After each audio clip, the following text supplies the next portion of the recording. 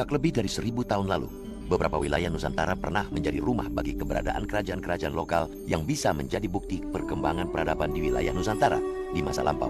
Berdasarkan kajian atas beberapa bukti peninggalan arkeologis dan sejumlah karya tulis kuno yang ditemukan di wilayah Jawa bagian barat, misalnya, pada masa lalu pernah berdiri beberapa kerajaan kuno. Salah satu kerajaan yang pernah berkuasa dan berjaya di Jawa bagian barat adalah Kerajaan Sunda atau Kerajaan Pajajaran yang diduga sudah ada sejak abad ke-8 dan runtuh pada akhir abad ke-16.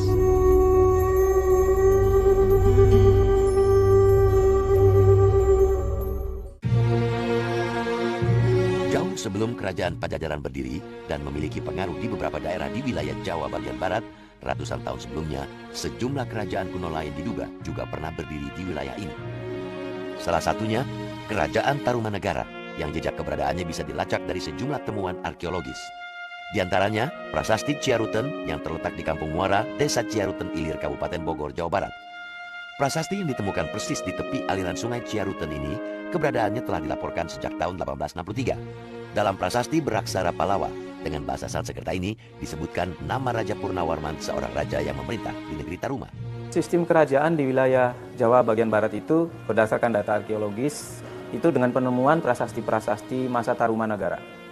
Memang tidak ada angka tahun di sana prasastinya itu, tetapi dari kajian paleografis terhadap tulisannya diduga sekitar abad ke-5 Masehi.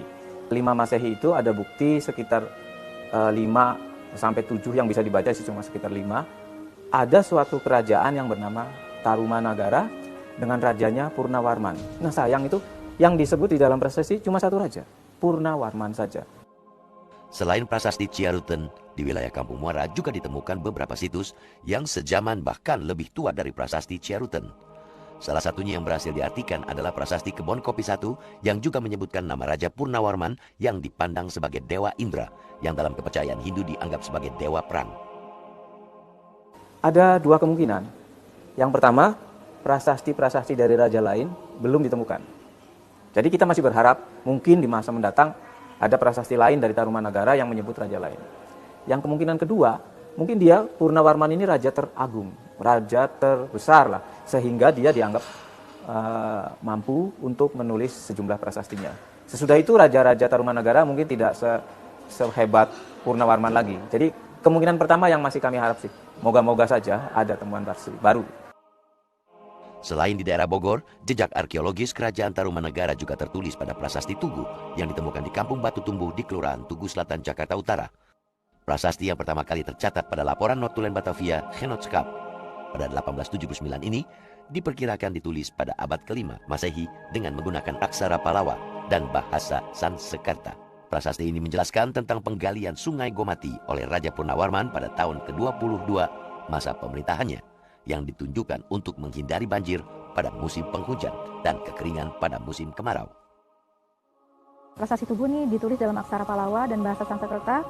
Memang tidak berangkat tahun, tapi dari jenis paleografi aksaranya itu berasal dari abad ke-5 Masehi. Jenis aksaranya Palawa yang termasuk Palawa yang awal, Palawa tua.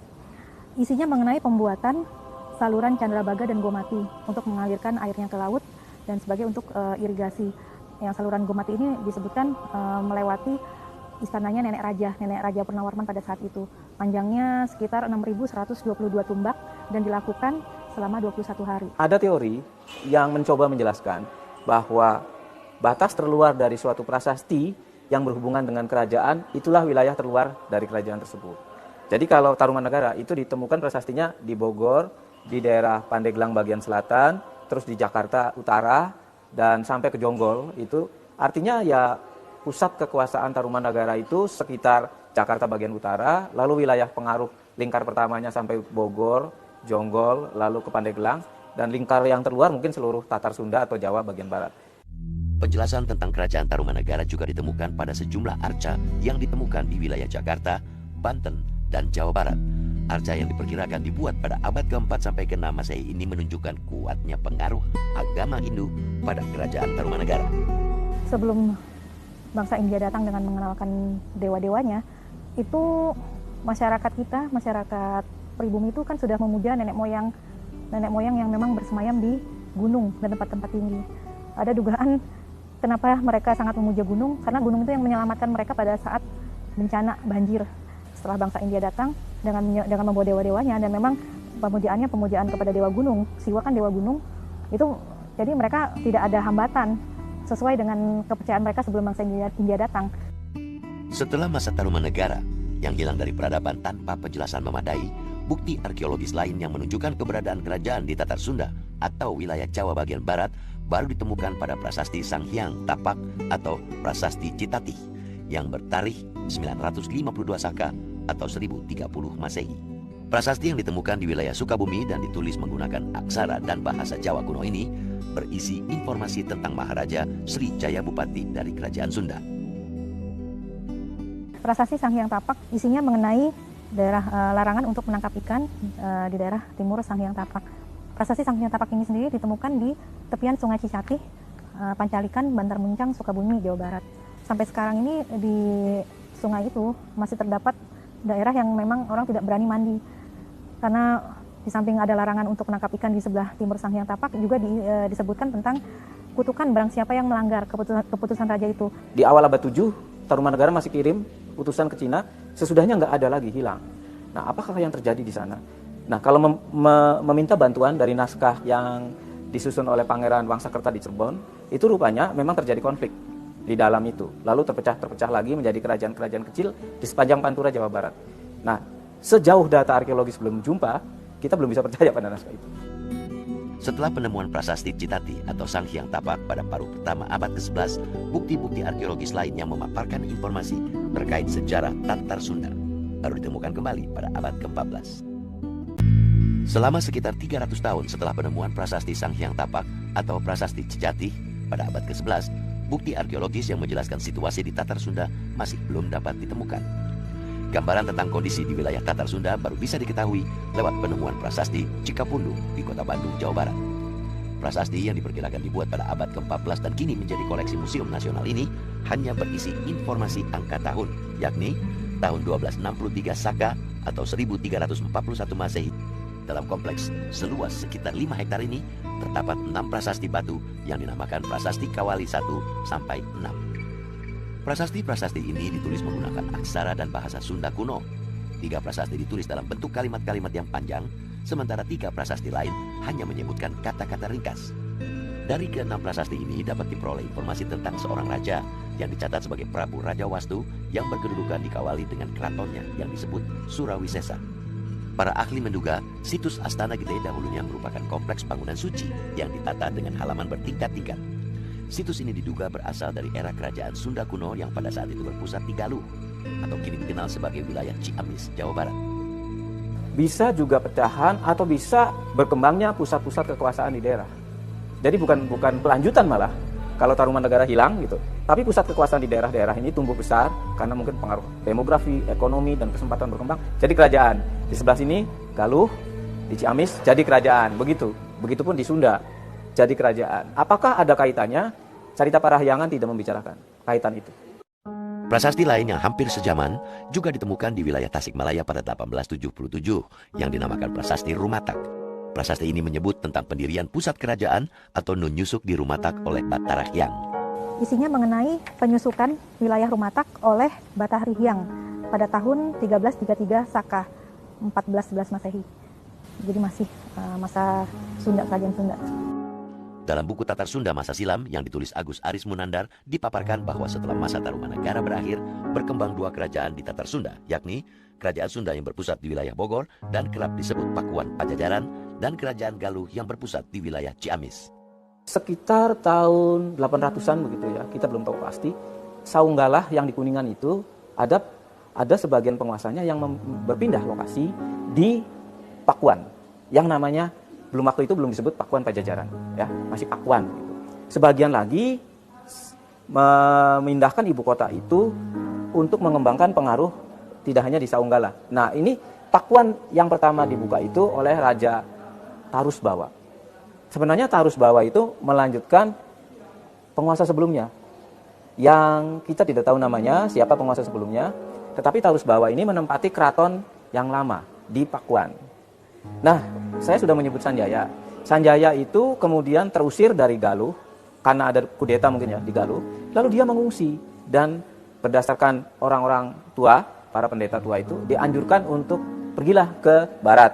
Dia bertemu dengan Tarus Bawa, Tohaan di Sunda, dan menikah dengan putrinya. Dari situ dia mungkin dapat sebagian pasukan untuk mengambil alih kekuasaan ayah ibunya yang di Galuh. Dan itu menurut cerita Parahyangan memang terjadi demikian. Nah, Pakuan Pajajaran itu menurut cerita Parahyangan sudah ada sebelum Sanjaya menjadi raja. Jadi sekitar kapan Pakuan Pajajaran? Kalau Sanjaya menjadi raja itu 732, pertengahan abad 8, ya mungkin di abad ke-7 itu sudah berkembang di situ.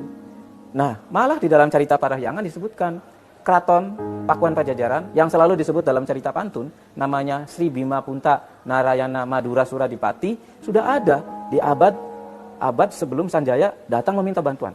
Jadi lokasi keraton itu sendiri Sri Bima Punta Untarayana Madura Suradipati rupanya lokasinya sudah di tempat itu. Di mana sekarang? Ya Bogor itu.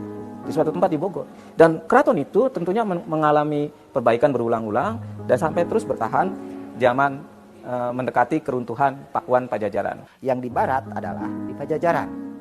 Yang di timur adalah Galuh. Itu kadang-kadang kedua-duanya ya berdiri seimbang, tidak saling itu. Kadang-kadang ya ini agak redup, maharajanya ada di Keraton Wetan. Pada perkembangannya kemudian, menurut naskah kuno Carita Parahyangan, kerajaan Sunda dan kerajaan Galuh bersatu. Persatuan terjadi ketika Sanjaya, pemangku takhta kerajaan Galuh, kawin dengan putri Maharaja Tarus Bawa, raja kerajaan Sunda. Seiring perkawinan ini, ibu kota kerajaan Galuh juga berpindah ke daerah Pakuan Bogor, menyatu dengan kerajaan Sunda hingga kerajaan Sunda kuno runtuh pada tahun 1579 Masehi. Jadi raja terbesar terakhir di Galuh adalah Niskala Wastu Kancana. Sesudah dia memerintah lalu digantikan oleh Dewa Niskala. Nah, ini dia. Kita belum tahu alasan mengapa Galuh memindahkan ibu kotanya yang tadinya di Ciamis pindah ke Bogor. Perpindahan itu terjadi mungkin di akhir abad 15. Sangat mungkin dalam masa pemerintahan Jayadewata atau Sri Baduga Maharaja. Sangat mungkin memindahkan. Ayat Rohaidi, Profesor Ayat Rohaidi berpendapat mungkin pemindahan itu terjadi karena Cirebon sebagai kesultanan Islam sudah berdiri dan semakin kuat untuk mengancam kedaulatan Galuh.